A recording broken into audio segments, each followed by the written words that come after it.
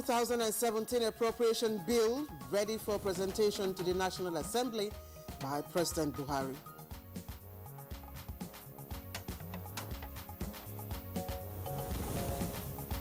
PDP senators walk out of plenary following defection of one of their members to the APC.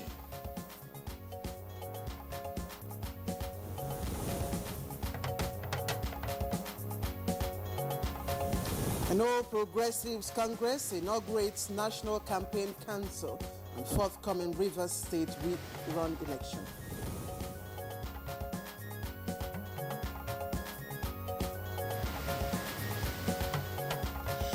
Today on Good Morning Nigeria, we focus on fighting the HIV/AIDS scourge in Nigeria.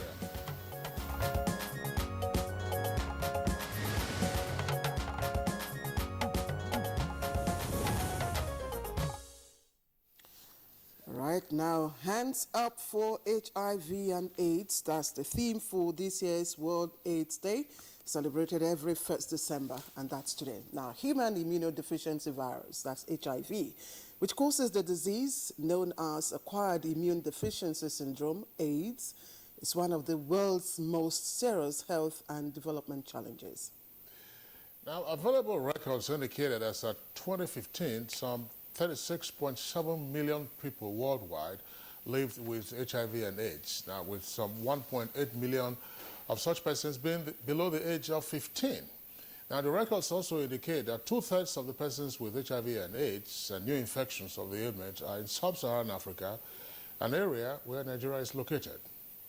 And Kingsley, talking about global statistics now, records show that 35 million people have died from AIDS-related illnesses, that's since the start of the epidemic. Now, there's also evidence to show that 54% of persons with HIV and AIDS do not know that they have the disease. Now, the disease, of course, was first discovered in Nigeria in 1985. Well, for Nigeria, again, the stats indicate that it's one of the countries with the highest rate of HIV and AIDS. And that's because we have some 3.4 million Nigerians who are said to be living with the ailment.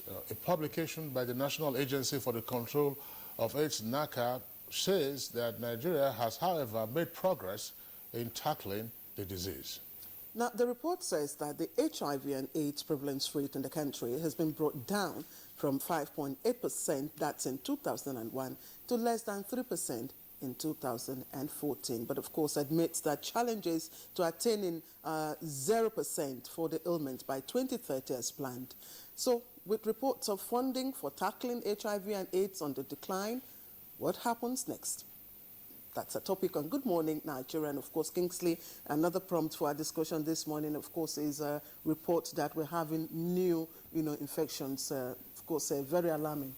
Well, that's true. That's true. I'm sure that's what the experts will explore. The tendency is for some persons to assume that because AIDS has been said not to be a death sentence, an instant death sentence anymore, it's no longer a matter of public health concern. Indeed, it remains a matter of public health concern. If you have a population of well over 3 million who are said to be infected with HIV or AIDS itself, then that's quite deadly. In ratio that against our population figure estimated between 170 and 180 million persons. There are new opportunities for treatment available. Some trial experiment has just started in South Africa, I believe, to work out a vaccine and so on and so forth. But HIV and AIDS remains a public health issue, and that's why we are taking on it again this morning. I join my colleague Claire Adelabu Abdulrazak in welcoming you to this edition of the program, reaching you as always live on the network service of the Nigerian Television Authority. I'm Kingsley Usadolo.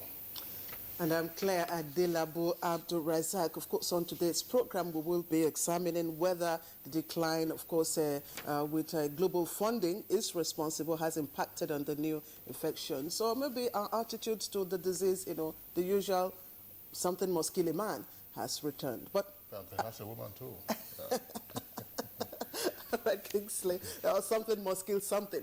All right. We would also have on the program, as usual, the usual segments of business, sports, arts, and entertainment. And there will also be foreign news. But right now, we'll take you to the newsroom where Samuel Obunde has joined us. Sam, what do you have to say about the new infections, HIV? It's quite alarming, you would say. That's what the stats say, but I hope something has to be done so we don't have more debts. Already the economy is not looking too good. More debts, more problems. All right. Good morning, Kingsley and Claire. Good morning, Nigeria. It is now official. The 2017 appropriation bill is ready for presentation to the National Assembly by President Muhammadu Buhari. This is sequel to the approval of the budgetary estimates by the Federal Executive Council. The Minister of Budget and National Planning, Udoma, announced this while briefing newsmen after the Council's meeting.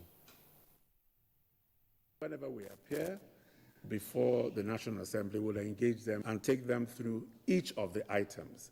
But that MTEF was extremely well prepared by people who are very experienced after extensive consultations. State House correspondent Adamu Sambo reports that approvals were also granted on measures towards incremental power supply in the country. Minister of State for Health, Dr. Sagi Hanuri, says the ministry has appropriated more funds in the 2017 budget to boost the fight against HIV/AIDS in the country. The minister made a disclosure at the National HIV Prevention Conference in Abuja.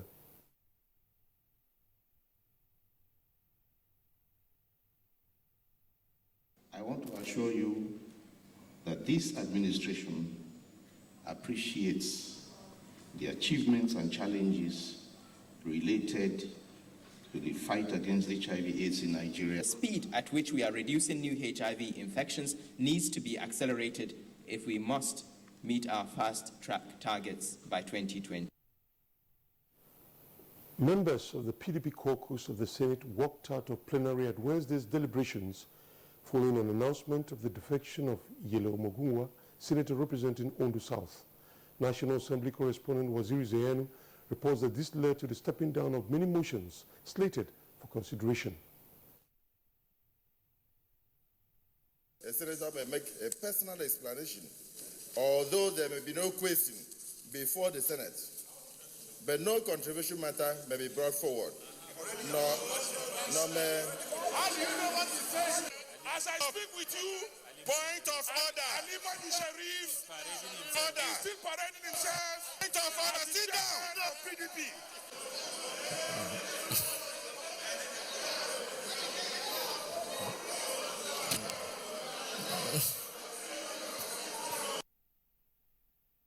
The House of Representatives has passed at second reading a bill for an act to restrict persons who have acted as president or governor for more than 2 years consecutively from standing for election for more than a single term.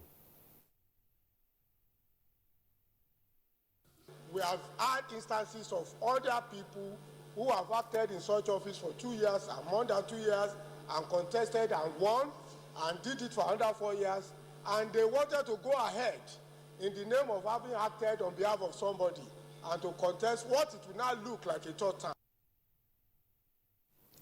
The All Progressives Congress has put in place a national campaign council to lead the party's campaign in the forthcoming Rivers State rerun election. The national chairman of the party, Chief John Adige Oyegun, enjoined members of the council to work for the victory of the APC in the election.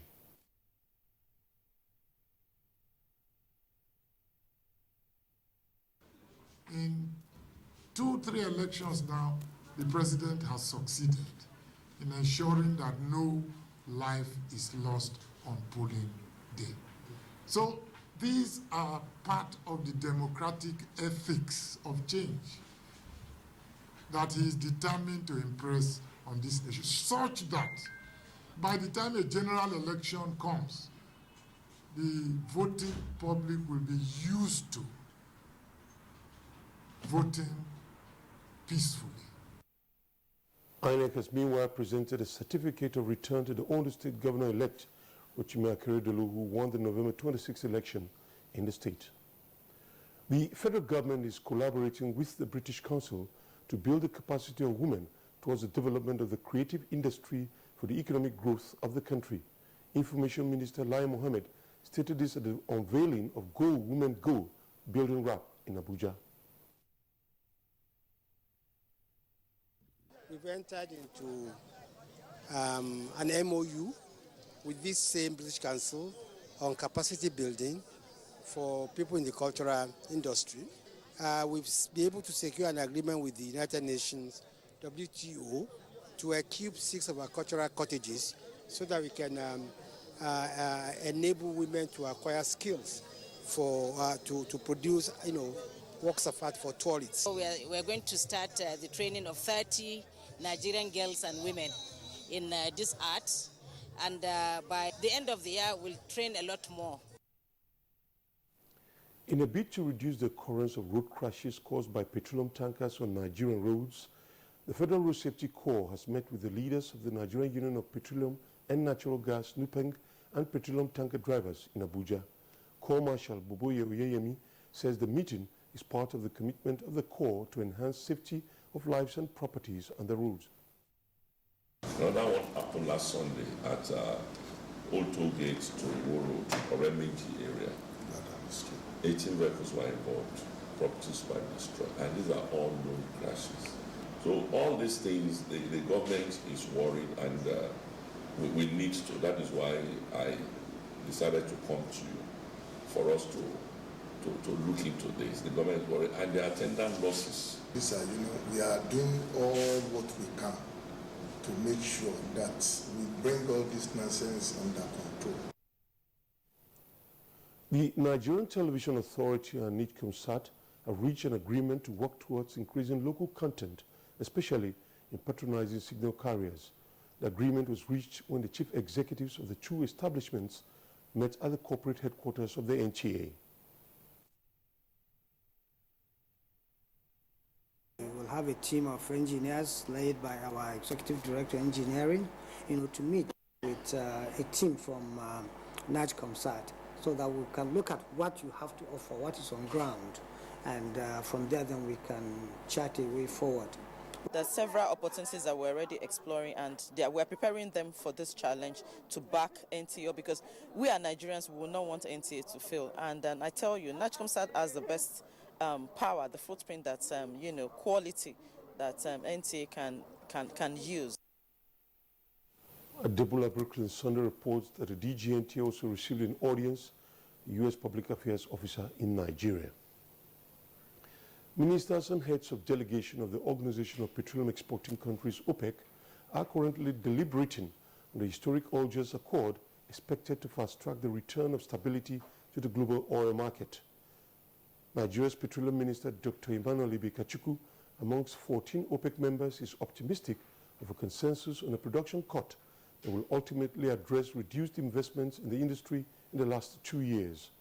OPEC Secretary General Dr. Mohamed Bakindo, before now, had embarked on a high-level diplomatic shuttle with OPEC and non-OPEC producing countries.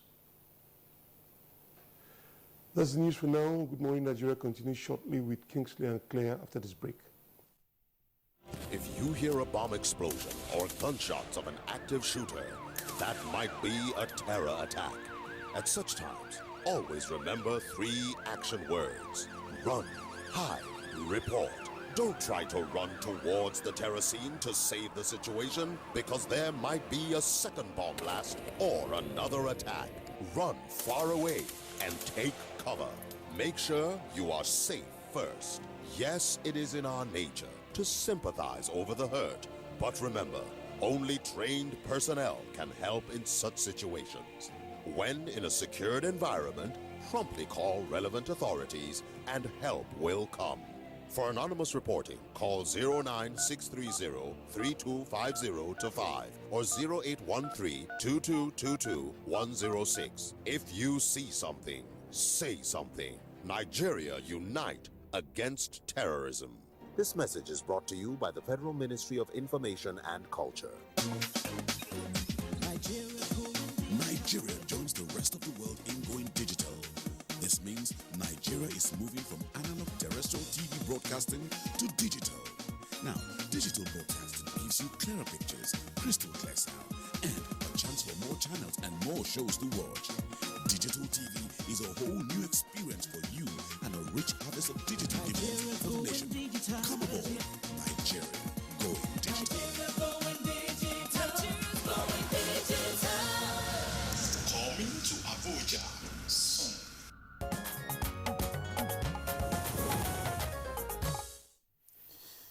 right, thanks for joining us. If you've just tuned in, this is Good Morning Nigeria, and it's happening live here on NTA, that's Africa's largest TV network.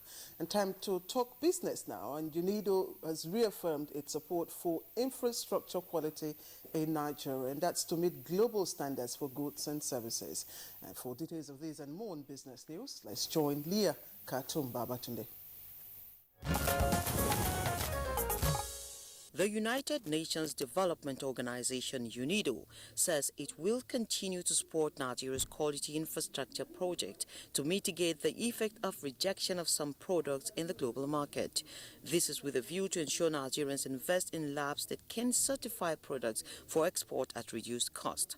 UNIDO's Industrial Development Officer for Nigeria and ECOWAS, Raymond Tavares, told NTA Business News in Abuja that the takeoff of the NQRP will boost Nigeria's competitiveness in the international market. With this project, we have those services, quality services in the country. So with a Nigerian price and cost, which is cutting the cost of the exercise, making them to be more profitable, or to have a reasonable price for Nigerian and products, and fight against products which are coming from outside the countries with the same quality. UNIDO has maintained that for Nigeria's commerce and trade activities to thrive, it is imperative that internationally accepted standards for assessing products made in Nigeria are put in place. Quality is key, is in the center of life, and we need really to trust that we may be competitive, we will get better life if we really engage and commit on quality. Our life should be moving along the line of quality. Quality must be at the center of everything. We need to rely on quality, and we need to invest on quality. The National Quality Infrastructure Project was designed to put in place necessary infrastructure and international regulatory framework that will create global acceptance for Nigeria's products and services. Total transactions at the nation's bourse decreased significantly by 32.44% from 94.77 billion naira recorded in September 2016 to 64.03 billion naira in October 2016. Also, total transactions from January to October 2016 decreased significantly by 40.55% from 1.667 trillion naira recorded within the same period in 2015 to 991.11 billion naira in 2016. Analysts at ProShare observe that both foreign and domestic activities are decreasing. However, the domestic activity is decreasing faster. In October 2016, domestic investors outperformed their foreign counterparts by about 2.42%. Domestic transactions decreased by 35.93% from 51.18 billion naira in September 2016 to 32.79 billion naira in October 2016. FPI transactions decreased by 28.33% from 43.59 billion naira in September 2016 to 31.24 billion naira in October 2016. Monthly foreign inflows outpaced outflows as foreign inflows decreased by 23.51% from 24.41 billion naira in September to 18.67 billion naira in October 2016. Foreign outflows also decreased by 34.46% from 19.18 billion naira to 12.57 billion naira within the same period.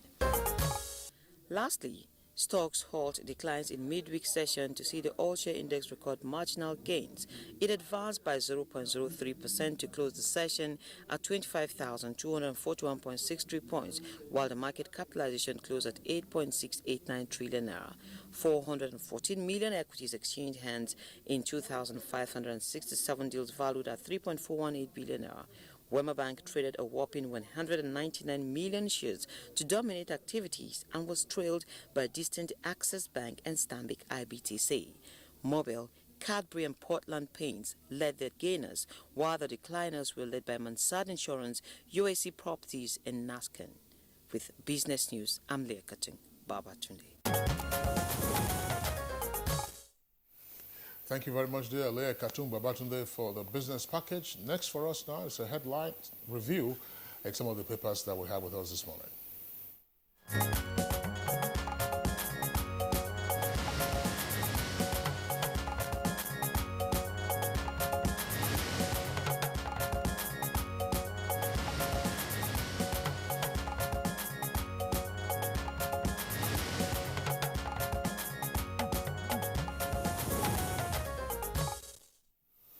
As usual, newspaper reviewer Bayo Atobi is right here with us for today's edition. And Bayo, it's our pleasure to welcome to the studios. Thank you, Kingsley. Good morning. Good morning, Claire. And good morning, Nigeria. All right, let's take a look at the front pages of the papers. The story that is common to the three papers I have, and presumably so also with the papers that Claire has, is a story on the data price hike which has been suspended. The authority has it this way. NCC suspends data price hike. It has a rider, Senate summons minister and telecom firms. For the leadership newspaper, below the nameplate, it says NCC suspends data price increase after Senate's intervention. That's also the front page story, but not the lead. For the Daily Sun, it says hike in GSM tariff to wait. And it has a rider, Senate stops plan as federal government denies authorizing hike, and stakeholders blast agency, applaud suspension. Details of the story can be found on page 43. Claire. All right, and I'm taking the Daily Times. And by the way, Kingsley, we've not had Daily Times for a while. Well, it's off and on. All right, Daily Times leads with this story. Data rate hike, Senate stops NCC. A couple of riders says hike unholy and unfriendly. Invites Communications Minister, NCC, network providers for talks, and gives Auditor General, AJ, 7 days to reconcile 2011 Federation account. And the last rider there queries non-rendition of mandatory annual reports by FAC to NAS. That's the lead story on the front page of the Daily Times. And you find a picture story. The Sokoto State Governor, Aminu Waziri Tambuwal, with UNICEF and DFID officials after a meeting on promotion of girl-child education in the state. Now, the story trending just below that picture story. Crisis brews in Osun over Melaye's comment on 84 billion naira bailout. The story continues on page 12. A number of stories on the front page. Let me take this one on the right column. PDP senators stage walkout over defection. It's on page 12. And El-Rufai, a parasite to Buhari's government. And this is attributed to Sani. It's on page 12. Appeal court orders retrial of ex-Lagos speaker and others. You can find details of that on page 5 as well. And the last story from the Daily Times is just beside the nameplate, and it says, governors using local government allocations as slush funds. Dogara laments. The story continues on page 6. Bye. Thanks. A new data tariff was supposed to take effect today, but predicated on public outcry, and especially the advice from the Senate that it should be suspended. The Nigerian Communication Commission has asked telecom operators to suspend the new data. Actually, the price floor as of 2014 was 3 naira 11 kobo per megabyte. This was removed in 2015. The current rate is 53 kobo per megabyte. So the proposal was to increase it to 90 kobo per megabyte with effect from today. The NCC says that, well, it had to do that because of concern expressed by members of the public. Therefore, it could no longer effect what it described as the floor data proposal for consumers. It had actually reached that decision based on meeting with stakeholders that there was a need for them to protect the new entrants. And in the telecom industry, the new entrants are those who have not spent more than 3 years in the industry so that they could also survive. The other story that Claire read is about the speaker's pronouncements. And he says that state governors should be removed if they continue to undermine local government, because that is a violation of the 1999 Constitution. And the speaker added that those who also refuse to conduct local government elections are equally guilty of the same offense. He describes state-local government joint account as evil, stressing that local government councils have been emasculated and turned into cash cow. He gave an example. He said, in most states, especially in the north, where there is no oil, Ministry of Local Government becomes their Ministry of Petroleum Resources. So when funds, Senate Minority Leader Godswill Akpabio says that the action is a violation of Section 68 of the Constitution, because 68 of the Constitution presupposes that you can only defect where there is a division within the party, a disagreement, or a faction within the party. And therefore, Order 43, upon which he was ruled out of order, was not appropriate. He said the PDP senators will work with their national leadership and take appropriate legal action. For now, they have also threatened that they will withdraw their support for Senate President Bukola Saraki in all his activities. All right, let's return to the Authority newspaper. Above the nameplate of the Authority, we have three headlines there. Anxiety as court decides Nnamdi Kanu's fate today. Details of that story on page 4. Also on page 4, AKT 2018 poll. That's the kicker. Fayose may dump PDP. Of course, Fayose is not eligible to contest that election. And then on page 45, 2008 Beijing Olympics. IOC upgrades Nigeria's bronze to silver. And then towards the foot of the front page is the second lead story, headline, low oil price, OPEC to cut output by 1.2 million barrels per day. Claire, let me just take the Daily Sun along with this. Along with that, the lead story for Daily Sun, of course, has to do with the walkout of PDP senators from the plenary session yesterday. White seat must be declared vacant. They insist, as the writer to that headline. Now, also there on the front page of the Daily Sun, federal government sacks tourism agency DG. That's on page 9. And Operation Python downs fallout. Army blocks Niger Bridge. Rights groups kick. Southeast not conquered territory. That says Masab. Details of that story on page 10. Governors use local government allocations as slush funds. That's according to Dogara, that's Speaker of the House. And stowaway dies on Arik Johannesburg flight. Details of that story on page 5 of the Daily Sun. All right, Kingsley, the Daily Trust is next, and it leads with the story. Confusion over NPAR, our scheme takes off today. And right in front there, you have a breakdown of what the NPAR entails. You have the total number of applicants and, of course, the profession. It's all there right on the front page. And, of course, the take-home pay also given us in that breakdown. And just below that, PDP senators walk out as APC consolidates majority. And let me take you again below the nameplates there. NCC suspends data tariff increase, and Buhari proposes 7.2 trillion naira budget for 2017. I think those are some of the stories trending on the front page of the Daily Trust. But quickly, a look at sports now. Just at the back page of the Daily Times, you may not see that. It's the President, Senate President Saraki, of course, charging the Falcons, Super Falcons, to lift the African women's African Cup of Nations trophy. And of course, the Falcons are supposed to meet of course, Cameroonian counterparts in the finals, right? Yes, the Falcons have to play Cameroon at home, and I'm sure they will subdue the Cameroonians at home. Talking about the budget 2017 is ready. The Federal Executive Council approved a budget of 7.2 trillion for the 2017 fiscal year. However, the breakdown was not given, so we don't know what the composition of the capital and recurrent expenditure is about. But however, it is about 24% higher than the 2016 budget, which has a lifespan up till May. You may recall that the President ascended to it in May, and by law, according to constitutional amendment, the lifespan of every budget runs for 12 calendar months. Meanwhile, the Minister of Budget and National Planning, Udoma, says the President will communicate the readiness of the 2017 appropriation to the National Assembly, and the National Assembly will accordingly indicate when the President is due to present it. OPEC has good news. It has agreed to a 1.2 million dairy oil production cut with effect from January. If January sounds too far off to you, it is only next month.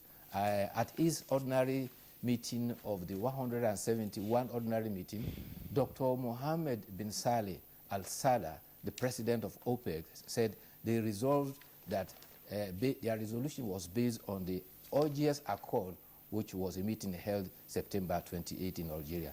Saudi Arabia has conceded to 400,000 barrels cut a day. Iran is to cut 900,000 barrels a day.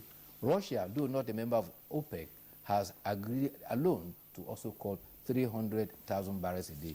Nigeria and Libya were graciously exempted from that cut. Already, the oil prices have indicated some jump. There's already 5% jump, and oil price yesterday was about $50.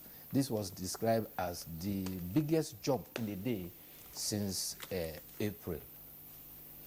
All right, well, let's take a couple of headlines from the Leadership newspaper before we wrap it up. In the middle section of the front page of the Leadership, Ondo poll was not rigged, and this is attributed to INEC. Details of the story can be found on page 8. And just below that, what Bayo already discussed, FEC, that is the Federal Executive Council, approves 2017 budget proposal. It's still a budget proposal. It has to go to the National Assembly. Yes. Now, Northeast governors cooperating with us. That's according to the Danjuman Committee. Details can be found on page 5. Yeah, quickly, the comments you made earlier on. Is Governor Ayodele Fayose entitled to run another term? I think he was once a governor. He had a first term, and he's now running another term, which should be the second. Constitutionally, no governor is allowed more than 2 terms in office. But however, in spite of his pronouncement immediately after the result of the Endo election, that Ekiti stands alone like land of Israel among many, he now yesterday at Ikere Ekiti has said that, I don't know the platform I will use for 2018 election. Yet, we are still studying the situation. We have to play the game left, right, and center. But however, I will tell you how we will move. All right, but he's not the one who is contesting. So, okay, Vaya Toyobe, we'd like to thank you for being with us in the review segment today. We'll see you again tomorrow. Tomorrow will be another day. Thank you. We'll take a short break now. When we return, of course, we'll be dealing with how Nigeria is handling the HIV and AIDS scourge, today being World AIDS Day.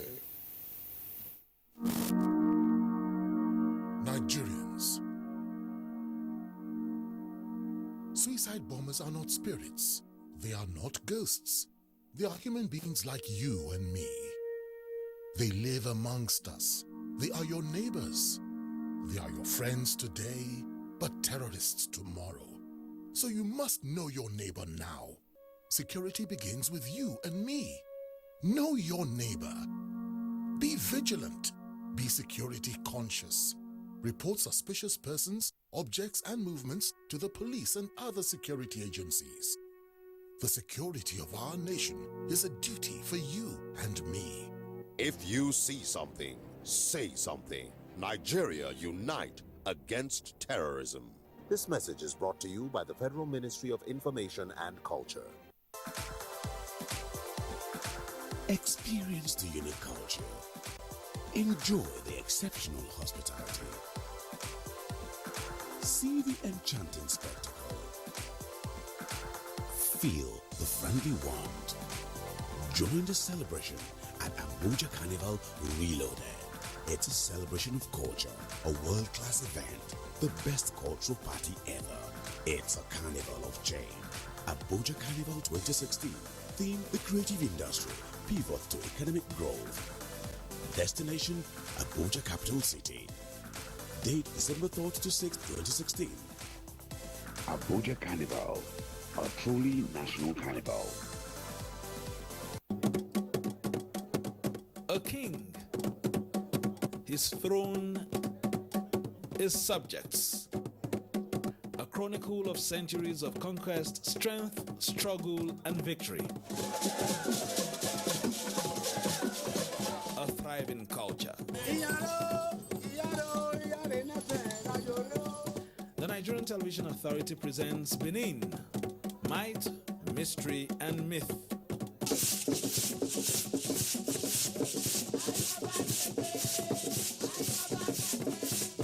Benin Kingdom, showing on the network service of the NTA.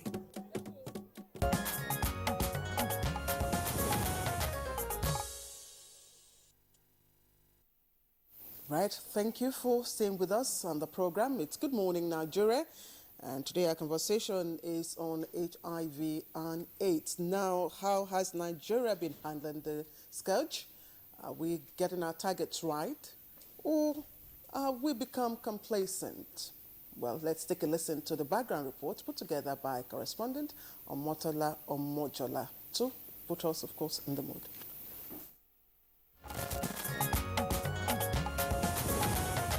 The fight against HIV and AIDS has been long and a burden depressing on the world. The human race had not battled any disease as incurable before its discovery in 1959. With global might and the will to survive, the world has been collaborating to fight the disease, and the orientation cuts across all demographics. Nigeria shares in this global burden with the second largest population of persons living with the virus. First discovered in the country in 1985, the country has also had it tough combating the scourge. With the national institution working to monitor the epidemic, Nigeria has come from a prevalence rate of some 16% in the 90s to around 5% by the end of 2001. With increased vigor and more education on prevention, testing and stigmatization, there has been a success story. Nigeria now has a prevalence rate of 3%. The reduction also gives a picture of fatalities that have occurred over the years. If the country's target of a zero rate by 2030 is to be achieved, experts have said access to drugs is among the issues that should be scaled up.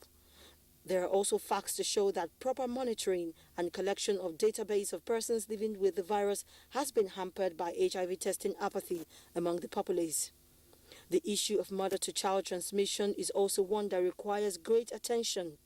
This means the provision of skilled birth attendants for pregnant women living with the virus. There is also stigmatization, which for long has been responsible for unidentified cases, and the need for local pharmaceutical companies to invest in the production of antiretroviral drugs is also relevant. Where is Nigeria in the fight against this global scourge? What are the challenges? And is the zero prevalence target by 2030 achievable? Join us on Good Morning Nigeria as experts discuss on this issue.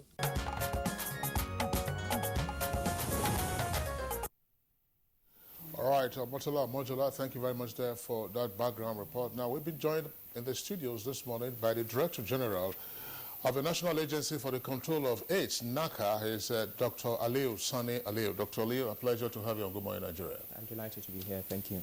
All right, and then we also have with us here in the Abuja studios the Executive Secretary of Civil Society for HIV and AIDS in Nigeria, CHISAN. That's Mr. Walter Ugwocha. Mr. Ugwocha, a pleasure to have you on Good Morning Nigeria. Thank you very much. It's my pleasure to be here. Okay, Claire? Yes, Kingsley, we have also with us in the studio the Associate Director of PEPFAR. And PEPFAR, I understand, stands for Presidency Emergency Plan for AIDS Relief. That's an institute of human virology in Nigeria. Dr. Donald Igbolina. Did I get your name right, sir? Yes, you did. All right, thank you very much. Thank you for joining us. And also from our Port Harcourt Network Center, we have been joined by the Commissioner for Health, Rivers State, Dr. Theophilus Odagem. Doctor, thank you very much for joining us on Good Morning Nigeria. All right, thank you. Good morning. And also on the program this morning is the Executive Secretary, Kaduna State AIDS Control Agency, Dr. Hilaire Musa Soba. Dr. Soba, you're welcome to Good Morning Nigeria. Good morning, Nigeria. Thank you. Good morning. Good morning, Nigeria. Right, Kingsley. All right, gentlemen, let's begin this conversation by first inviting the DG of NACA. What are the numbers showing? Are we seeing a climb down, or we are seeing a climb up in the rate of infection as well as manifestation of the ailment? So the good news is HIV prevalence is coming down, but it's coming down not only in Nigeria but worldwide. We had a peak of about 5-point-something% prevalence back in 2011. That's now come down to 3% as at last year. But we still have about 3 million people infected with the virus based on our estimates. And I think that's still 3 million too many. And we need to continue to work because HIV is still around and it still exists. And we need to continue to work and push out the message. People who don't know their status, it's really important you get a test done because medications are now available and you can actually live a normal life. HIV is no longer a deadly disease, and that's the message I would like to push out today. What are the critical success factors in the climb down of the prevalence rate, as you just indicated? There have been a lot of measures put in over the last few years, but probably one of the main indices that we've used has been the availability of antiretrovirals. We know that patients that do not have a detectable viral load in their bloodstream do not transmit the infection. The transmissibility goes down from as high as 30% to 1% with undetectable viral load. So taking the drugs not only makes you healthy, but it also protects your partner, and it protects the unborn baby. And that's why we're really pushing for people to know their status. If you know your status, HIV is no different to having any other chronic illness now, like diabetes or hypertension. One pill a day can save your life. Okay, let me still remain with you. A list I have here of top 10 states with highest HIV prevalence rate, and that's coming from your site, NACA site, as at 2016, has Rivers State as #1 with 15.2%. And within this list, Benue State, which used to have the highest HIV prevalence rate, is nowhere to be found. What accounts for this variation in prevalence rates? So it's difficult to say precisely, but what we do know is that there are pockets of high prevalence. There are areas of high prevalence and there are areas of low prevalence. And just like with any other disease, it's a transmissible disease. It depends on how people approach their habits in terms of their sexual habits, etc., how much information they have in terms of protecting themselves. But yes, wherever you go in the world, there will be pockets of high prevalence when it comes to diseases. Diseases do not really respect any borders or geography at all. But diseases that are transmitted based on certain behavioral patterns, like HIV, for instance, you would expect high prevalence, and you'd expect high prevalence in certain key populations based on risks. Okay, Dr. Leo, thanks. Let's, based on the question my colleague just popped now, and which has been answered by Dr. Leo, let's go over to our Port Harcourt Network Center, where we are to introduce the Commissioner for Health for Rivers State, Dr. Theophilus Odagman. You heard the figures the positioning of Rivers now as #1 in terms of prevalence rate in Nigeria. How much of a public health concern is this to you, and what is being done to get out of that position? Yeah, thank you. I have heard that figure. We have challenged that figure of 15.2% prevalence rate in Rivers State in various national meetings. We think that that was a study done in error. And the latest figure we had as of 2015 December was a 5.8%, a reduction from 6.0% from the antenatal studies and other studies that were done.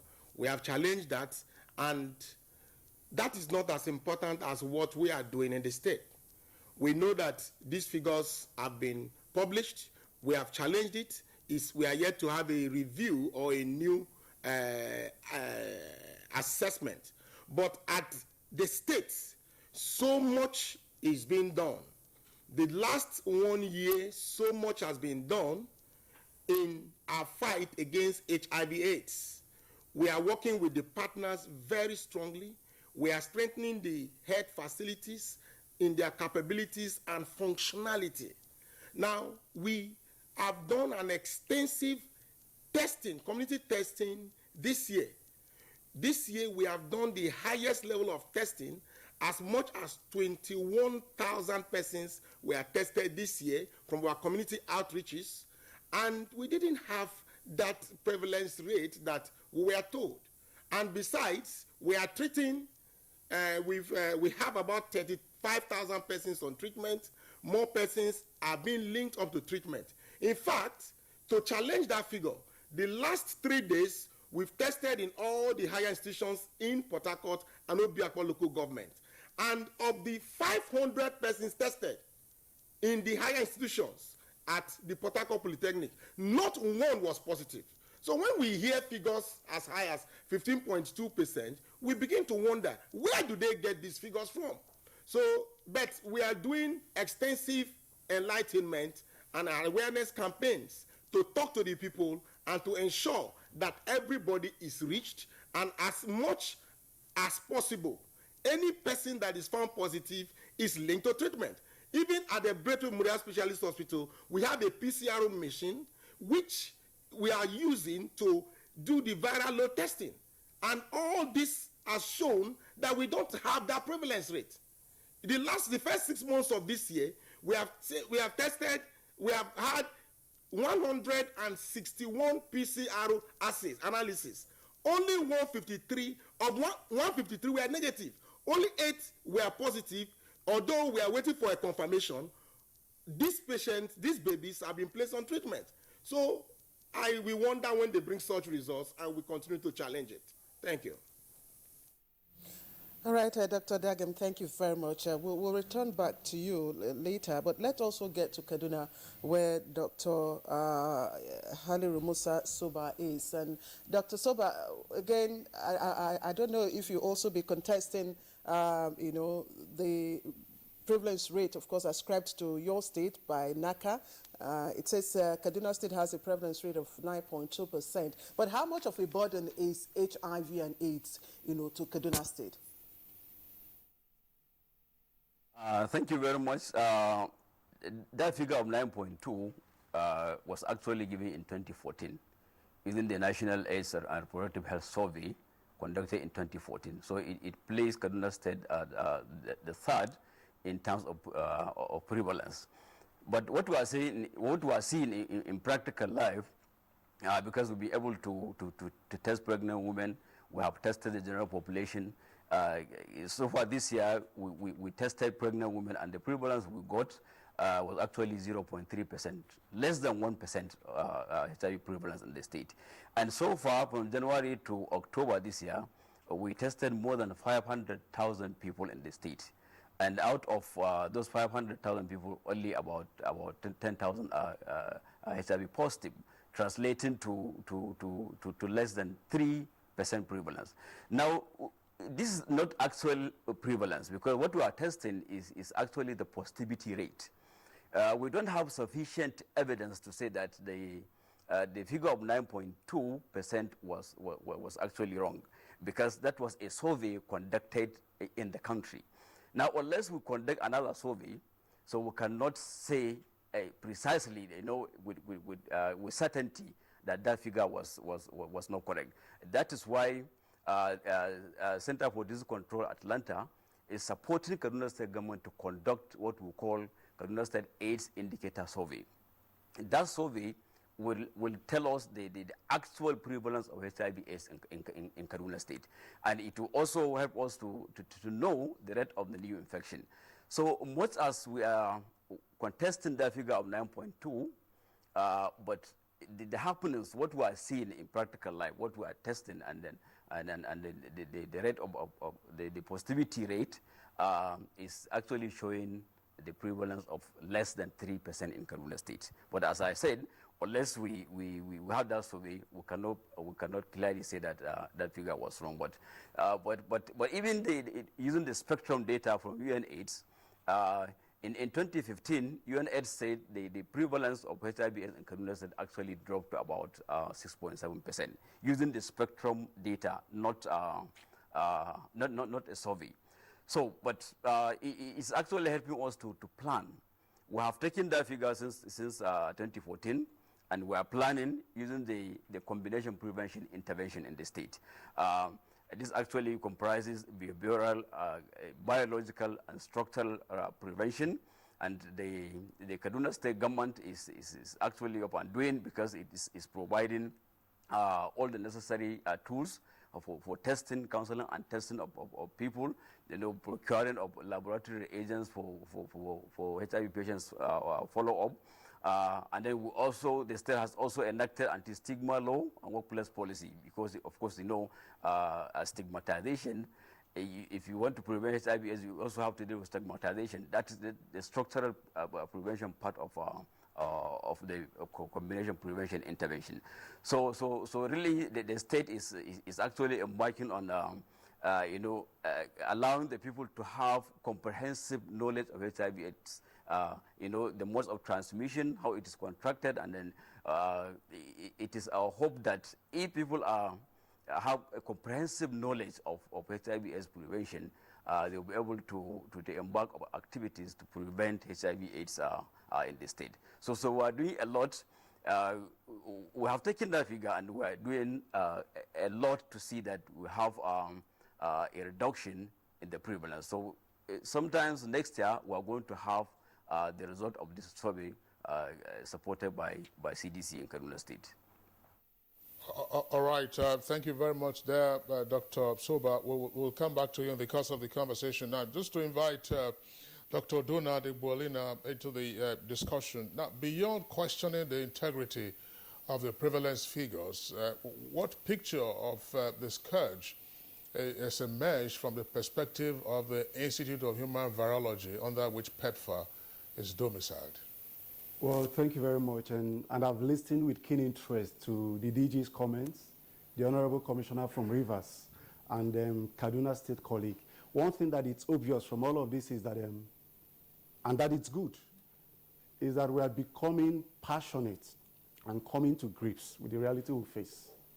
The figures can be argued back and forth, but the danger is still with us. And the interesting thing with Nigeria's epidemic is that it's an interesting mixed epidemic, not quite similar to what we see even in other African countries. And from my experience in the field, all these challenges with data is part of the niche Institute of Human Virology has funded under the PEPFAR program is driving to field. We are out in the field, and when you project figures and you do house-to-house testing, the yield positivity trend you get, it's often far from reality. But does it mean that the positives are not there? No. What it means is that conventional approach will not pick them up.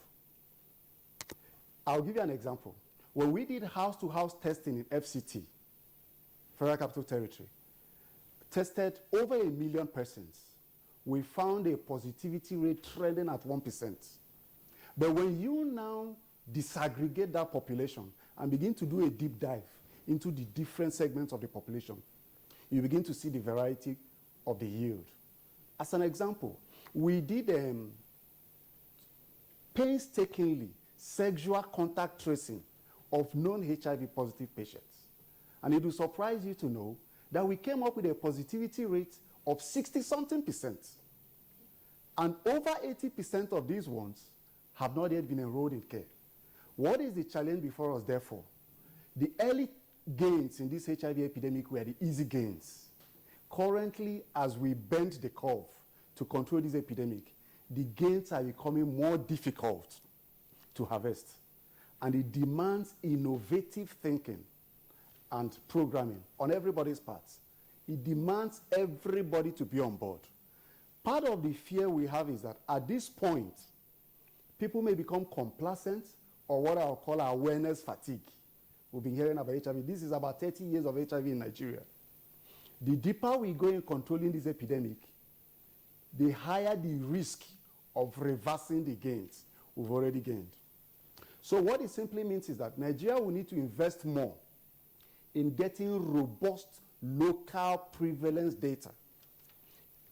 Even when you cone it down to the smallest locality of high burden areas, like currently what PEPFAR has done, using the IPs, IHV, Institute of Human Virology, one of them, is to identify out of the 770-something local governments in Nigeria, 32 grade 1 high volume prevalence areas in country. And then resources have been targeted at these few local government areas. But even when you come to such small localities as local government areas, and you do a conventional testing, you will get low trending positive yields. So even in such small locality, you need to do targeted, data-driven testing. For example, again, community outreaches. We are learning lessons that it doesn't give us expected yields of the positives we know are in the community. So what we do now is that we try to divide populations. For example, health-seeking streams. If you test people coming to hospital, expectedly, you'll find higher positive yields. So the question we've asked is, beyond the hospitals, where are other traditional health-seeking streams in our population, often determined by culture?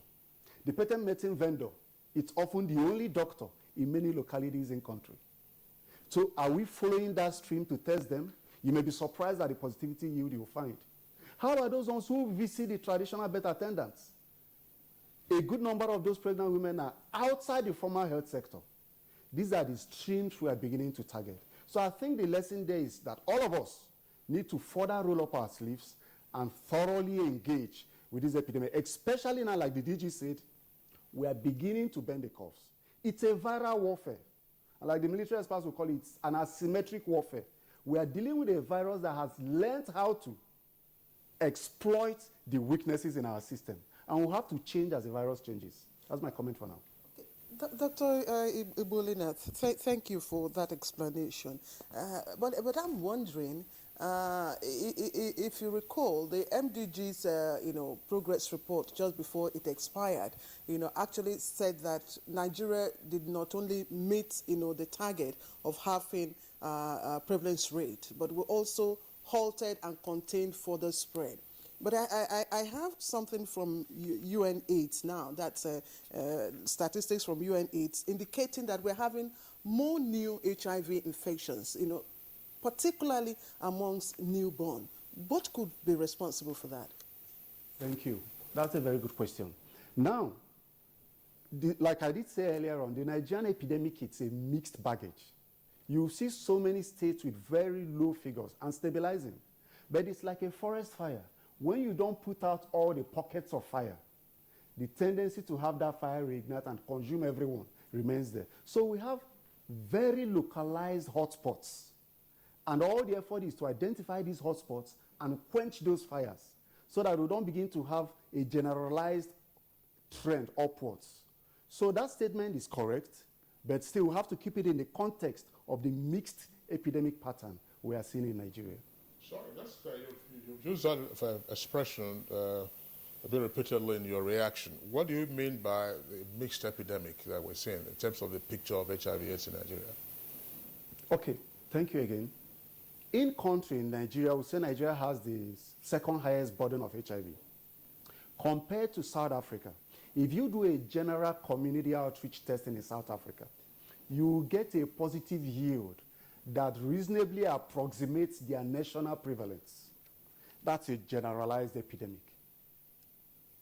But when you come into Nigeria and you do a general survey, the average you get is not truly representative of the picture. What we mean is, putting in layman's language, is that you have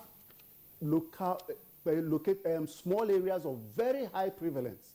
Just beside them, you can find very low prevalence. Why is this so? Like the DG said, there are no one answer fits all. But what we know is that, for example, I'll give you an example of some of the things that are driving Nigeria's epidemic. What we call not just multiple sexual partners, but concurrency of multiplicity. The typical sexual pattern, you have other countries where you have multiple sexual partners, but it's serial. Somebody has a sexual partner today, tomorrow he discards that and moves on to the next. That is serial multiplicity. But in our own environment, you find a variant, what you call concurrent multiplicity. And sometimes we have culture underpinning these, where you may find one individual simultaneously maintaining multiple network of sexual liaison. Maybe a wife here, a girlfriend here, a concubine there, and so on. When you have such cobweb of sexual liaison, it gives you an atypical epidemic. I don't know if I've clarified. All right. Well, I'm sure that our viewers get a sense of what you're saying. I mean, thanks a lot, Dr. Ibolina. I wanted to make a comment, but I'll reserve that comment, till after we are off air. Now, let's bring in Mr. Walter Ubocha, Executive Secretary of CHISAN. That's for a person who's a viewer who is out there, and for all those who are stakeholders in the fight against HIV and AIDS, part of what has been said this morning would appear conflicting, comforting somewhat, but at the same time indicating that there's still a lot of work to be done. From the civil society perspective, what is the picture that we have? Okay, thank you very much. From the civil society perspective, first is we have done something. So it's not as if we've not done anything as a country. We've done something. from the early 2000, where we have most of people living with HIV and AIDS bedridden, to the 2015-2016, where we have most of them actually working. Working in terms of they are no longer bedridden, but they are now active back again. But again, we have also done something that's what you see some states like Benue and some other states taking an exit from being the major, within the major six to leaving the stage for all others. So it shows that some level of funding and some level of support have been provided at some states and across the federation. We also saw that there was some level of corporate social responsibility by the private sector in time past, trying to support information, education, and communication materials for the AIDS response. But again, that to us, because of the effort that we put in also pressurizing government in 2005 to make treatment free of charge for everyone living with HIV and AIDS. But again, looking at the fact that we will need to end AIDS in 2030, and we being in 2016, just having 14 years left, it does also show to us that there are a whole lot of challenges. Yeah, since there are prospects, there are also challenges. One of the key things we are mixing up or we are leaving behind is the young ones and the adolescents. No one is giving adequate information again about the young ones and the adolescents. And this is a big risk that we are taking, and it's a big gamble we are taking for our national response. And if we don't appropriately bring in programs that will articulate their issues and will address the infection rates among the adolescents, we are far from ending it. And one of those big challenges also we are having currently is the issue of the user fees, where patients are beginning to ask about, where patients are beginning to be asked for fees in the treatment centers before they are given drugs. So this to us will reverse probably in another 1 year the gains we have made in HIV and AIDS response. And finally, again, is this huge issue around coordination. We as civil society, we are happy that we have a new Director General in SACA, and we have in NACA now, and we have a new system, and he has clearly communicated to us about the new direction and focus they should actually focus in terms of coordinating the national response. You would attest to the fact that our domestic investment is just 24%. And that to us is not something we can use to end HIV and AIDS in the country.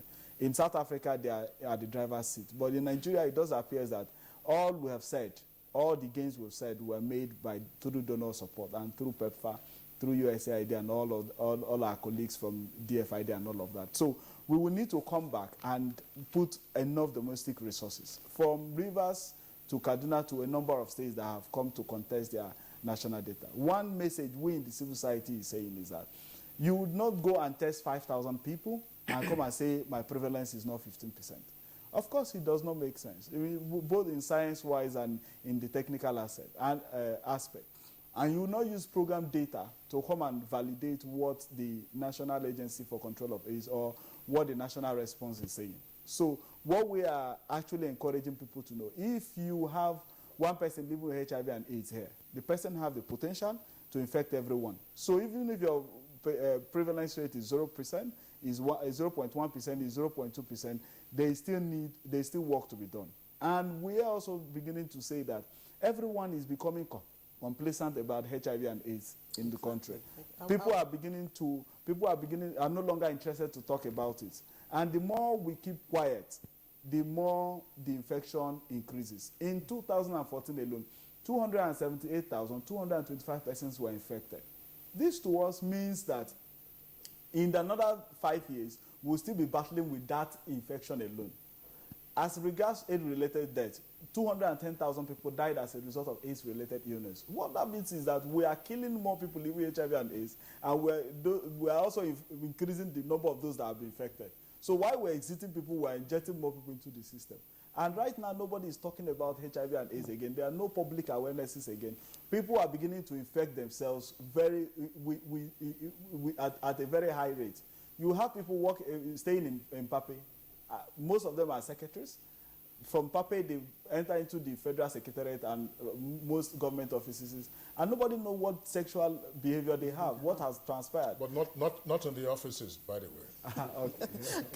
Okay, so the truth is also that we have the key affected population, the most at risk population that we're also leaving behind. Young women, those who inject drugs, female sex workers and all of that. And when you go to check prevalence within this population, you get 24%, you get 17%, you get 19%. These are far above the national average of just 3.4%. So you would see that, yes, we have made some gains, but there are obviously truths we need to all come to terms with. It's not because today is World AIDS that we're here talking about it, but we need to continually put in our mind, in schools, the family life and HIV education have been abandoned. A lot of things are beginning to go in the wrong way. Okay, let me hold you there. Let me just, because you just said something that Nigerians are probably becoming complacent about this whole thing. And Dr. Leo, just recently, within the week, there were reports in, of course, some of our daily newspapers of a particular state in the southwest. It has about 10,000 new HIV cases. I'm sure you must also have read about that. So are we becoming complacent? Are we going back to our old sexual behavioral habits? So there is clearly a need for people to realize HIV is still around. I think all the argument about the numbers and the statistics is not what is important. What is important is that there is still transmission going on. We still have about 3 million people with the infection. The HIV epidemic in Nigeria is not a generalized epidemic. It's a mixed epidemic, what they call a bimodal, where you have areas of very high prevalence and you have key populations that have very high infectivity. The issue of the figures, not that it's not important, it's important in terms of planning, etc. But the work that is going on in Kaduna we are already working with the US government to try and put out that same methodology in other parts of the country. But as far as I'm concerned, HIV still exists. If you have HIV, you know you need treatment. And that's what we are here to sort out. Whether it's 15% or 3% or 2%, it's still too much, really, and we need to get on top of it. And that's the message we want to put out. In terms of education and coordination, NACA's role is really coordination, and we're going to put in a lot of effort in terms of media and communication and in terms of tackling the issues of young people, because most of the infections happen within the young group, particularly the productive part of the population, which is why HIV is so important to the community, because it takes out the most productive part of the economy. It has a major impact not only on the economy but on countries' GDP, etc. And that's why we need to get on top of it. All right, Dr. Leo, I'm listening to Mr. Ugwocha as he was indicating where the gaps are now in terms of programs to ramp up HIV/AIDS awareness and then deal with the scourge. You've taken over as DG. What, in your opinion, went wrong as to conduce to the situation that we are seeing today? So clearly, HIV treatment and HIV prevention is expensive. 75% of HIV funding comes from donor agencies abroad. About 25% comes from locally from the government. It's important that we identify new resources and new ways of getting money to deliver these programs. We know that it costs about $150 per patient per year to deliver HIV care. That's about 50,000 naira. 50,000 naira is much cheaper. It's much cheaper than having somebody on treatment for diabetes, for instance, if they are on insulin injections. So it's something that's quite possible to get on top of. In addition to this, we know that putting as many patients on treatment as possible will not only reduce transmission, but it will also increase the number of people that are productive within the economy. So it's a win-win situation. And we are going to push the legislature, working through the executive, to make sure that budget requirements are adequate, not only for HIV prevention, but also for treatment. We need country ownership of the programs. We are the ones that know our priorities, we know where our problems lie, and we really need to take ownership of the HIV programs.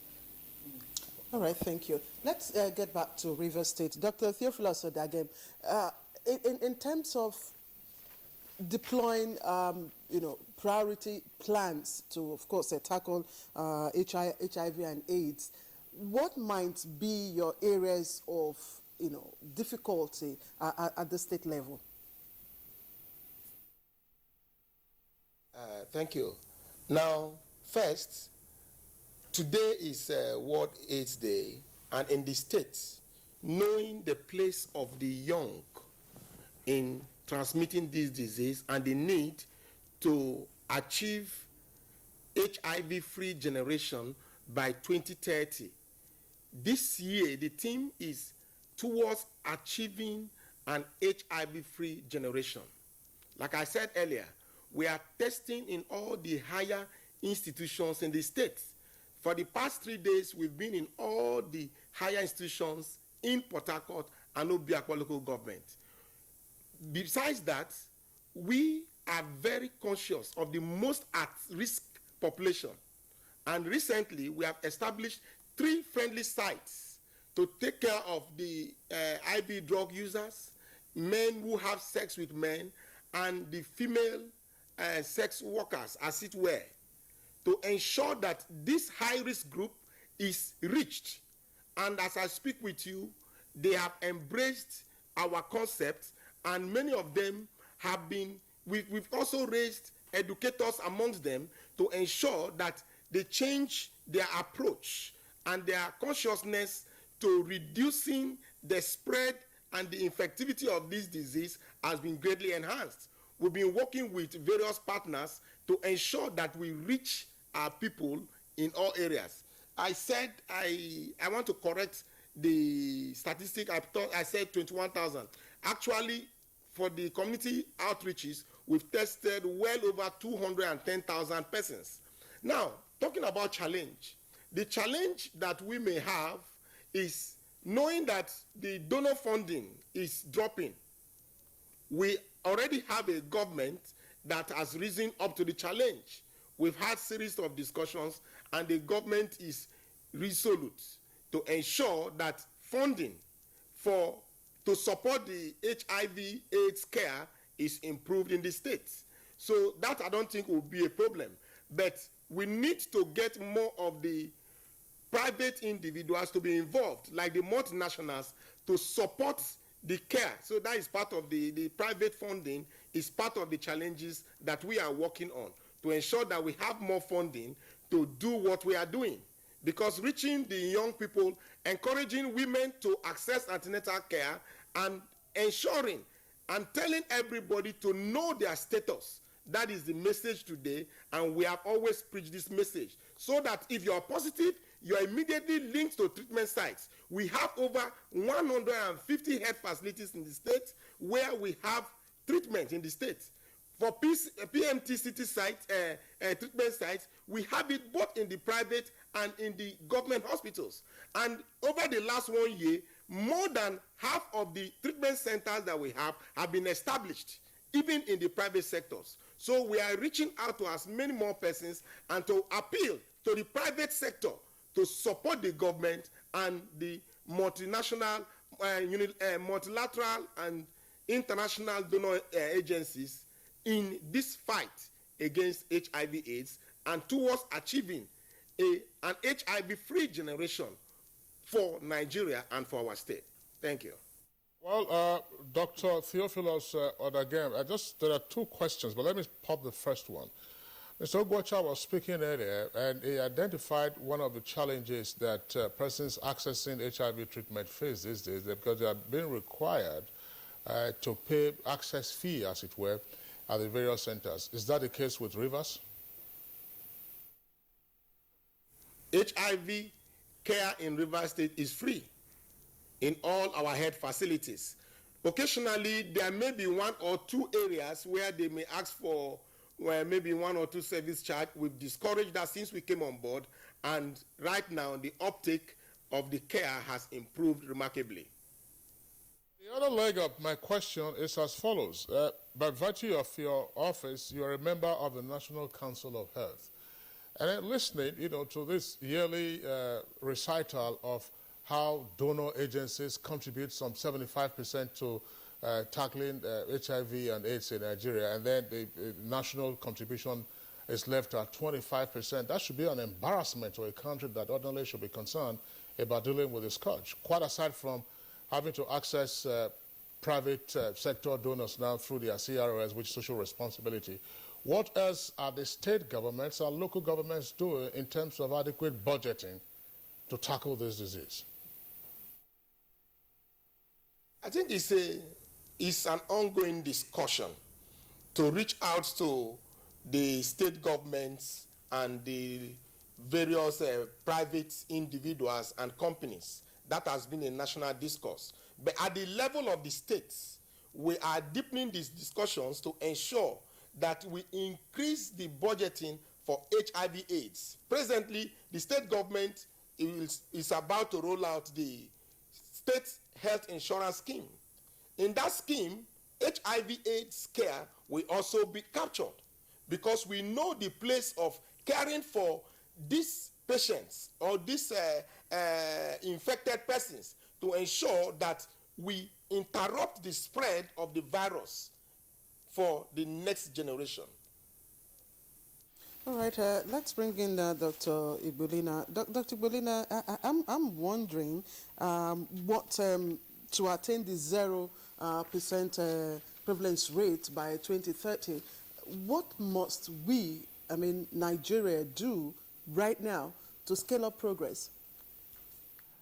Thank you for that question, and all the contributions made thus far are quite very interesting and practical. Well, what must Nigeria do? It's underscored by what organizations like Institute of Human Virology is currently doing. Our three-pronged approach in the Institute, it's capacity building, research, and implementation in terms of service delivery. We must recognize that, relatively speaking, HIV/AIDS is a young disease in Nigeria, just about 30 years old. So a large number of our health workforce had graduated from schools before disease came. So maybe all HIV that they read in their textbook was maybe a paragraph or too long. Training the local in-country workforce is extremely important. This is key to mainstreaming the management of HIV/AIDS in our hospitals, because currently it's almost like a pigeonhole issue managed on the side as a parallel entity. Secondly is research. IHVN currently has done the groundbreaking of our International Research Center of Excellence to domesticate world-class best practices in country and provide the infrastructure for the expertise we have in country to be able to do local research, resolve some of these issues we cannot tell for certain, like what are the local prevalence figures, what are the patterns of transmission, biomedical research, implementation research, and then key also, as been mentioned by some of the contributors, is funding. I was having a very interesting discussion with the DG, and I must say anyway at this point that we are excited by the current crop of leadership in the health sector in Nigeria. The minister has shown a lot of leadership. For one, some of the exciting things he has pushed forward is like the test and treat policy, where people who are positive commence treatment.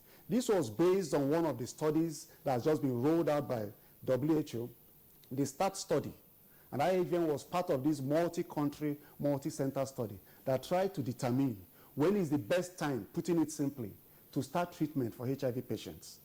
The minister has shown leadership in driving that into policy, and it's being rolled out. This will help in mopping up more numbers. But more to the issue of funding.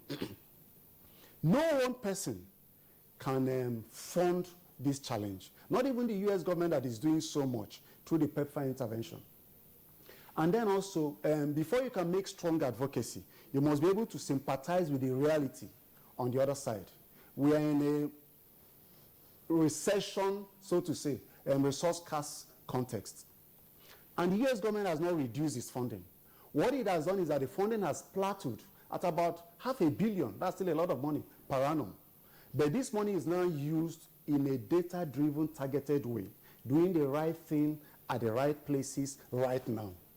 So as a suggestion, something the government must do is to ask themselves, what are they funding? Like I mentioned, I was discussing with the DG before we came in, and he was speaking in terms of what does it cost to treat one patient. These are some of the key indicators government needs to know to make real budgeting for HIV care in Nigeria. Well, Dr. while you're on this, we need to bring in Ugwocha in a moment. When you talk about government, are you referring solely to the federal government? And in that case, what has been your experience with the state governments? Extremely good question. Well, health is on the concurrent list in Nigeria, and it's government at all levels, the federal government, the state government, and the local government level. And even in the resource environment, what can government do? They can get those who are experts in finance and do what they call the invisible painless taxation. I read something in the newspaper some few days ago that I found very exciting. Considerations to tax, e.g., tobacco, to divert it into managing tobacco-related illnesses. So they are creative, out-of-the-box way. Government can begin to find the funding to drive this challenge that all of us are facing together. All right, Dr. Igbolina, thank you very much for that. Let's get the comments of Walter Ugwocha once again, Executive Secretary of CHISAN. Stigmatization always was a problem in dealing with this. Now, in 2016, what is it that we are seeing? Is stigmatization still an issue?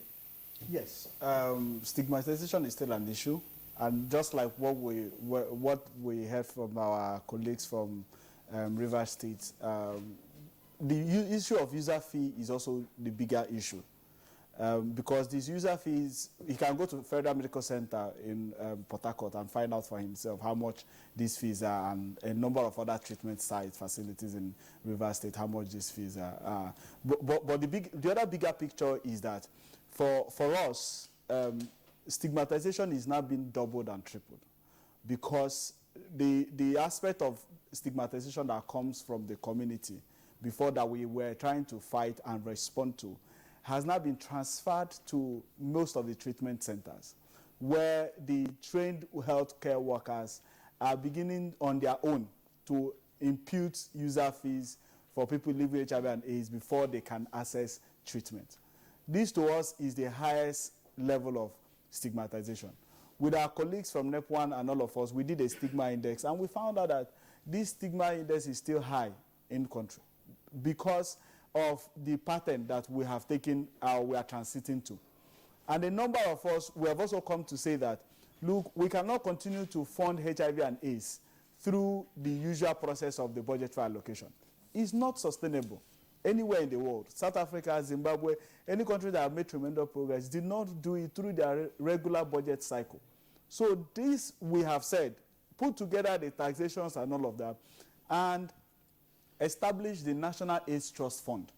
That's what we in the civil society is calling for now. Say, because of the resources we know we have, if we harness properly, we need the National AIDS Trust Fund. And part of also what we are also asking to addressing some of these challenges is the coordination, which the NACA have clearly come out to say this is the direction we're moving. But how do you feed the fund?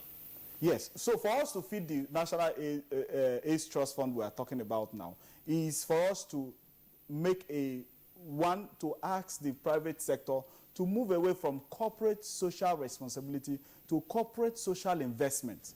So you have MTN, you have Chevron, you have a number of companies coming out on annual basis or biannual basis to say we are putting $10 million annually to HIV and AIDS. So that whole funding we are harnessing from that aspect goes into that trust fund.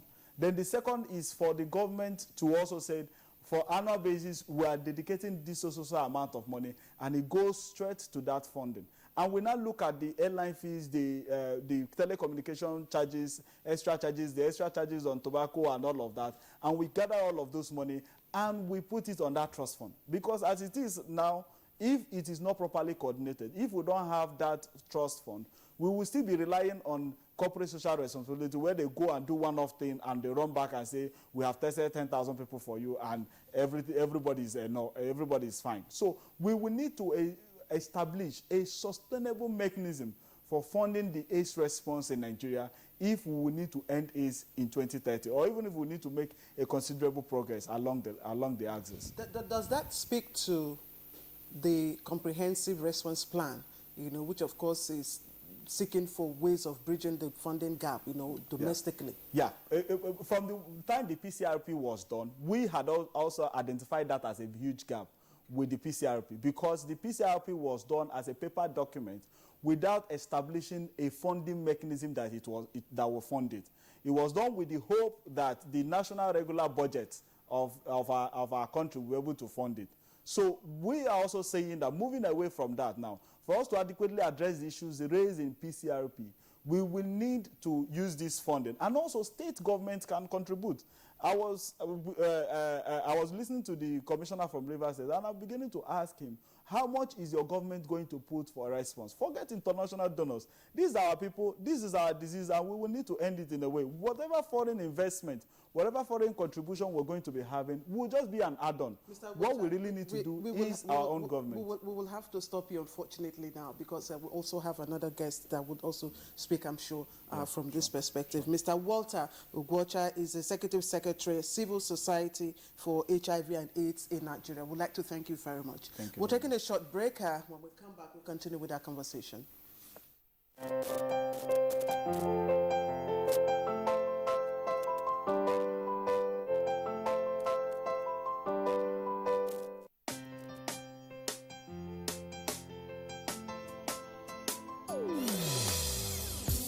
Hear the call of change.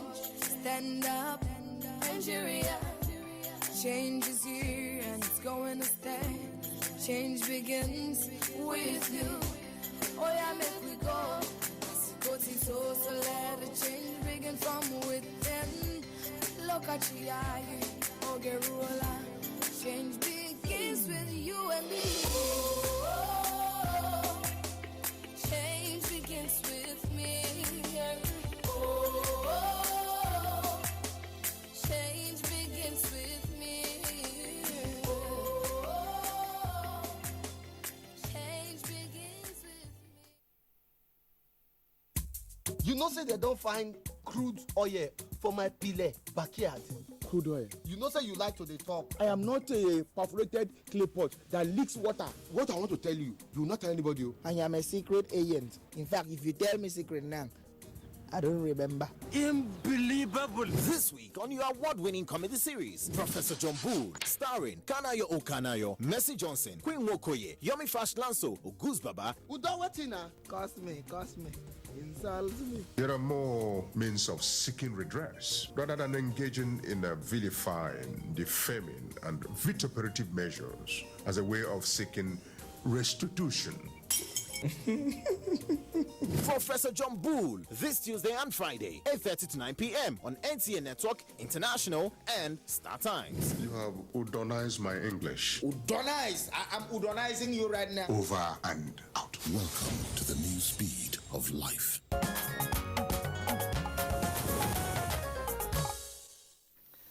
Right, you're still watching Good Morning Nigeria, and the conversation this morning is on the HIV and AIDS scourge in Nigeria. How can we check it from further spread? And we have just joined us for this conversation the coordinator of a network of people with HIV and AIDS in Nigeria, NEP1, Mr. Victor Omoshayin. Mr. Omoshayin, thank you very much for joining in our conversation. Let me quickly start with you. You've been listening into our conversation, and of course different perspectives that have been projected on this program. What are your views? What are your perspectives, especially with regards to the current status and the new infections of HIV and AIDS? Well, thank you very much. I think this morning is very interesting. Listening to the Commissioner for Health in Rivers State, I want to speak specifically of the issues affecting the patient community in Rivers State, and I want to make a reference to one specific facility, Health of the Sick, Ngboku in Port Harcourt. Health of the Sick is a facility that has over 5,000 patient load, and it has just one medical doctor serving these patients in Rivers State. Currently, the situation is when you go in to do HIV test, you pay 1,500 because there's shortage of ARV supply in that facility. When you've tested somewhere before and you are referred to start taking ART in that facility, the facility needs to do a confirmation test, and then they are going to charge you for 500 naira. You need to pay that before you do confirmation. And for people that have been placed on antiretroviral therapy, continuously there's a routine medical screening that needs to be done. One of it is the CD4 count. Patients in Earth of the Sick in Rivers State pay 800 naira for CD4 count. And the reason why all of those charges are there is because the donors that are supporting that facility for a long time have pulled out of that center. And right now what we have is just little support that continuously supply antiretroviral therapy to that facility. And that facility is a faith-based institution. The Catholic Institute established that facility to complement the effort of the government. We're going to challenge the government of Nigeria, not only at the central, because the problem with AIDS response in Nigeria is that we've been doing the same thing over and over, and we're expecting different results. We cannot continue to do it that same way. I want to get a good result. The state government needs to be responsive in their action, in their commitment. We are tired of hearing about, we have been talking about this is in the pipeline. We don't want political languages. The data and statistics we're talking about, we are the people, we are the statistics that we have been talking about for some time. But these people, we the people, we are the people, the real face to this figure and the statistics that we've talked about. There are people living with HIV everywhere, in Kaduna, in Rivers, everywhere. But what the commissioner needs to do is going forward in 2017, as we are making a push that we should have high cost allocation to the health ministry. At the same time, there should be an increase in budget allocation for AIDS response. If you look at all the SACAs, the State Agency for the Control of AIDS, most of them don't have allocation to work. They don't have allocation to do their prevention, their awareness, their policy coordination and all of that. Nothing will happen. We cannot continue to concentrate all the efforts and the burden of the national response at the center of the government. There is little or nothing NACA or Ministry of Health can do. The magic is with all of us, and the change needs to begin with the Commissioner of Health in Rivers State, the Commissioner of Health in Kaduna, and in all states. We need to make a push. Yeah, Mr. Moshe, I mean, we didn't invite Rivers Commissioner for Health to put him on the spot. We're looking at a national spread, and he also said national network. Some of the figures that came up a moment ago by way of graphical representation showed Taraba, for instance. Taraba is there. You will see Nigeria, you will see states in the southwest and the southeast. What else do you find on a comparative basis that is probably better than the situation you have described, or perhaps worse than the situation that you have described, unless you are more familiar with Rivers? Well, I'm more familiar with all the states because the network of people living with HIV is virtually everywhere in the country, in all the states. We have our members in every local government to find an individual living with HIV. And we've been existing for 18 years. And as the national coordinator, we have over 1,030 support groups across the federation. For us, I can tell you specifically the current issues with a local government in all the 774 of the federation. Go ahead. Cite examples with some states. I will tell you some examples with some of the states. Taraba, for instance, we have major challenges with Taraba. But of course, some of these challenges have been that the federal government of Nigeria has taken over to provide continuous care and support for people with HIV in Taraba and Abia State, for instance. But of course, our perspective as the patient and the consumer of the service is that we are Nigerians, and a lot of us reside in the various states. So we cannot continue to say that all the intervention and funding should be coming from the donors and the federal government of Nigeria. At the national level, the NEPWAN and civil society organization, we are making a push to see that we have an increase in budget. Nigerian government signed to Abuja Declaration 2001, but up to now, 2016 budget, we have 4.2% allocated to health, when we are committed to a declaration that said that we are going to have a commitment to a national health budget of 15%. We have never reached 10%. So what we are saying is that all the states should also have increase in budget for health, and then there should be allocation for their HIV response. tuberculosis, AIDS, and malaria. All of these states need to have their contribution. And looking at public-private partnership, it's also very important because the response needs to be, everybody needs to put hands together. Yeah. Okay, let's go to, I want to bring in our guest in Kaduna. He has not spoken for some time now. Dr. Musa Soba, you've listened to Mr. Moshenyi here and the issues that he has raised. Now, what is the status of, what is the level of access to ARV, as well as the availability of it? How much of it do you have in stock? Thank you very much. But let me first start by correcting an impression created by Season Secretary. In Kaduna State, we are not contesting the 9.2% prevalence because, as I have said earlier on, that you cannot contest a survey unless you have another survey. But epidemiologically, it is not wrong to say that to use an absolute number to determine, to give you an idea of the disease burden in a particular area.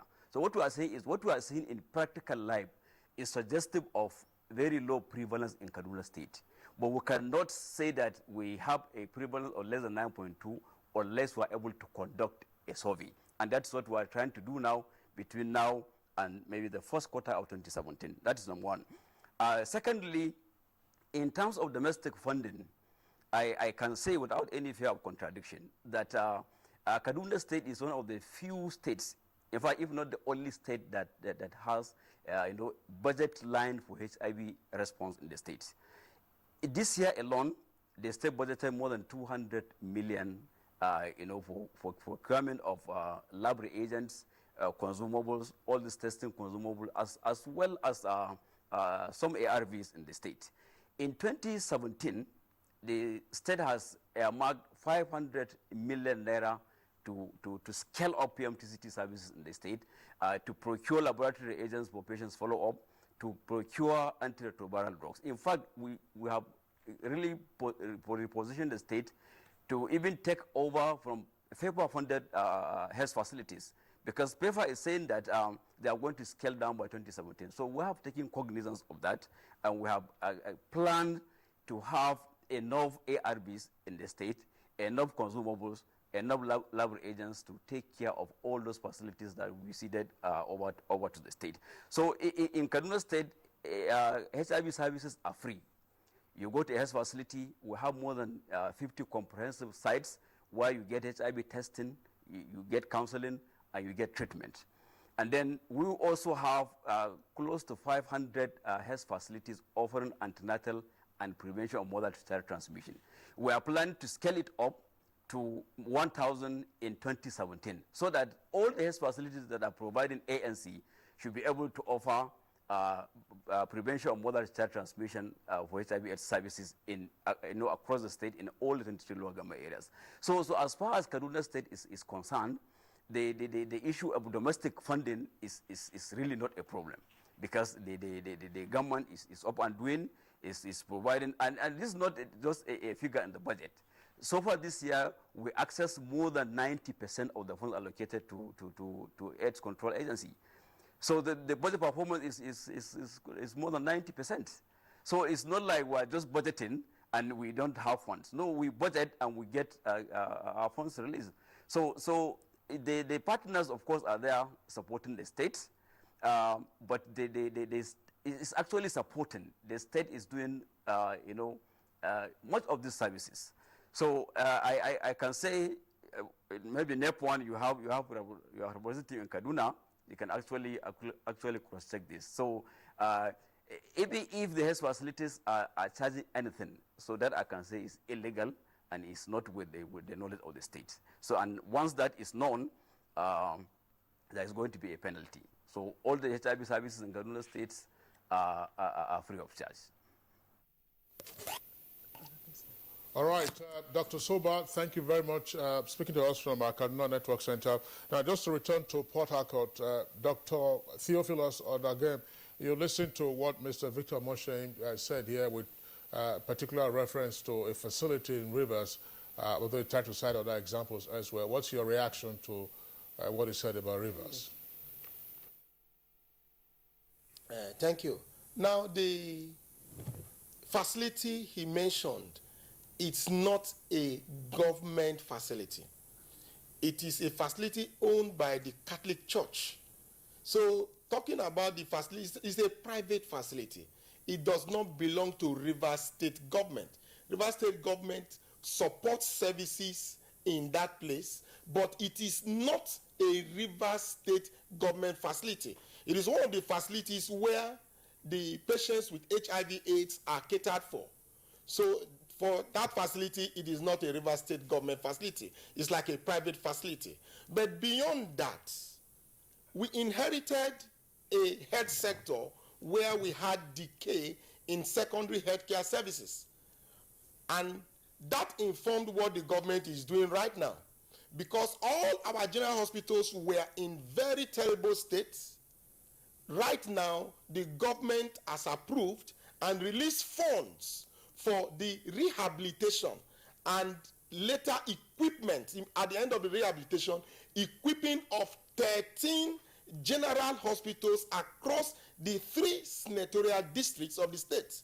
As I live here, I'm going to Gokana local government, where the abandoned and dilapidated general hospital in Bodo, in Gokana local government area, will be flagged off. The rehabilitation will be flagged off this morning. We have done in 6 local governments already.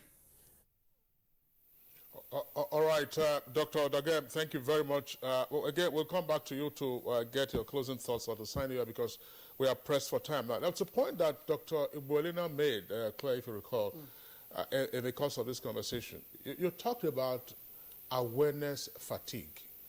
Now, in communication, that's a serious issue. What is being done to reawaken public awareness about the dangers of HIV and AIDS and what the individual responsibility should be? Thank you. The awareness fatigue, the fatigue cuts across, even beyond awareness, treatment fatigue. I heard my colleague mentioning about the overstretched health facilities. That's a reality. I can reel out examples across the country for you. I know of a teaching hospital somewhere that capacity-wise is designed not to carry more than 3,000 chronic care patients. But at a point, the number of patients enrolled in care was nudging 12,000. So one will ask, what is the natural cutoff point for such a facility? If you look at history, Nigeria's health system, the structures and the systems and the processes, was largely inherited from UK as our colonial masters. And it's good to remember that this country designed their hospital system based on their challenge with acute infectious diseases, where you typically admit patients, manage them, within a few days they are up and about and well, and you discharge. And then suddenly, this system that is designed to cope with acute care is suddenly having an avalanche of patients who are expected to be enrolled and kept in treatment within the system for life. So I also sympathize with the government and the challenges and the realities with which they contend. What is IHVN doing? Part of the research we are doing in operations research is to explore alternative models of care without compromising quality of care. Community-based models of care. And this is not necessarily reinventing the wheel.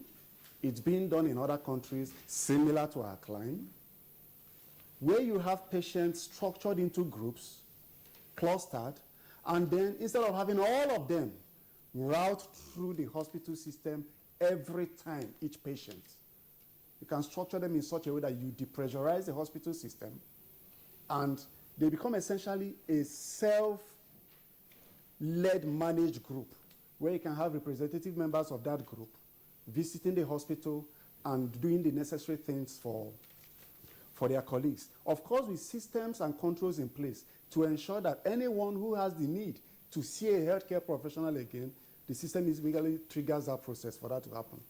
So having said that, part of the challenge we're having with awareness fatigue is that, like we did say, HIV has been with us for a while, 3 decades. People have become used to that reality. It doesn't come waving a red flag anymore like Ebola. And that is the challenge. It is no less dangerous. In fact, the spread, it's even more dangerous than that of Ebola, because Ebola will burn itself out, and everybody takes rapid remedial actions. but HIV is smoldering and spreading. And like the contributors others have mentioned also, sadly, it is highly stigmatized. So these are some of the challenges we have to cope with. All right, Dr. Ibolina, thank you. Let's get the closing thoughts of Dr. Aliu, Sani Aliu, DG of NACA. The number of proposals or ideas on the table. One, establishment of a trust fund as a basis for tackling HIV and AIDS, and then getting out a new paradigm for treatment of persons living with HIV and AIDS, rather than putting tremendous pressure on existing traditional health facilities. What's your take on these two, very quickly? I think they are really important points. So starting off with the issue of funding, just to let you know, if the federal government of Nigeria is to fund all 3 million people with HIV, looking at the 2016 budget, we'll be taking at least half of the entire federal Ministry of Health budget to fund it. So it's no mean achievement. And I really think we need to look at our funding model. HIV business is expensive, no doubt, but it's important for society. We need to have a revolving fund because our current budget cycle just doesn't agree with provision of antiretrovirals, provision of test kits, etc. We have patients on treatment. Our role as government is really to ensure that patients that start on treatment are kept on treatment and are investigated and managed properly. We're very grateful to our donor agencies for all the help they've done over the last few years, but I'm really challenging the state governments. What is going on in Kaduna is wonderful. It's really good news. I'm challenging the state governments to replicate what's going on in Kaduna. The federal government cannot do this alone. We need help from the state governments. We need help from private sector.